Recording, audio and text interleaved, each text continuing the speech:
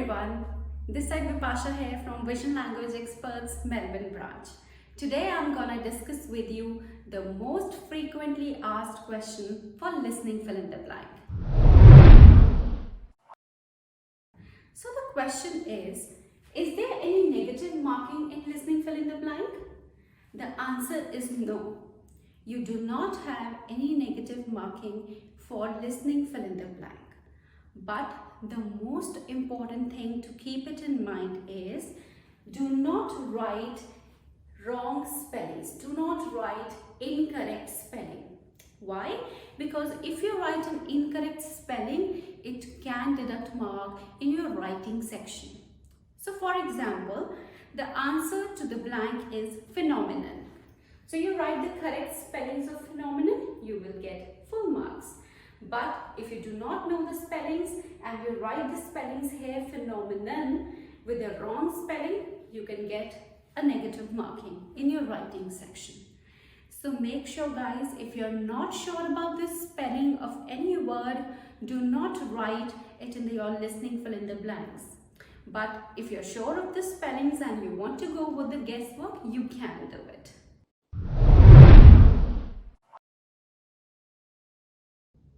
The second most frequent asked question is there any change under the new exam pattern? So the answer is no. There is no change under the new exam pattern for listening fill in the blanks. In the old pattern, we used to have 2 to 3 questions, and in the new exam pattern as well, we have 2 to 3 questions. So there is no need to worry about any change under the new pattern for listening fill in the blanks. The third listening fill in the blanks frequently asked question is, can we write 2 words in listening fill in the blanks as your answer? The answer is no. We cannot write 2 words as an answer to one fill in the blank. For example, the answer is 36. So if you have to write that in words, and if you write 30 space 6, then it's a wrong answer. And if you write 36 without space, that's again a wrong answer. You have to write 30-6, which means it's one word. So 30-6 is the correct way to write down your answer. So make sure guys, you do not input more than one word as your answer for listening fill in the blanks.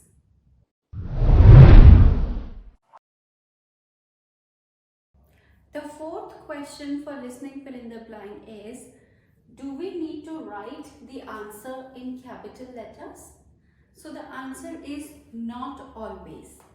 So you have to maintain and you have to follow the grammar rules while writing your answers. So let's have a look on what things you need to keep it in mind while writing the words as your answer in listening fill in the blanks. Let's see the rules of capitalization for listening fill in the blank. You need to capitalize the first letter of the word if. Number 1, the word is a proper noun. Means it's a name of a place, a person or a thing. Let's take an example. If the blank is the Times magazine. So you have the blank over here with the Times. So the T has to be in capital letter. And if you write the Times magazine with T as a small letter, then it's wrong. Second is, it is the first word of the sentence. So if it's the first word of a sentence after a full stop, then it has to start with the capital letter.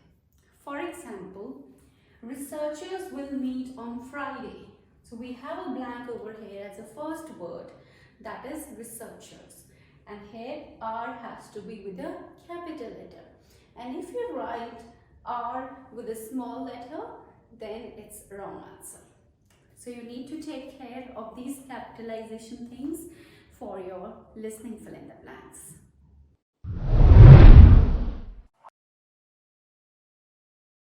The next frequently asked question is, can we write directly on the screen screen while listening to the blank? The answer is yes. You have the option of writing on the screen directly while you're listening to the question. But you have got a lot of chances that you can miss out on the blanks.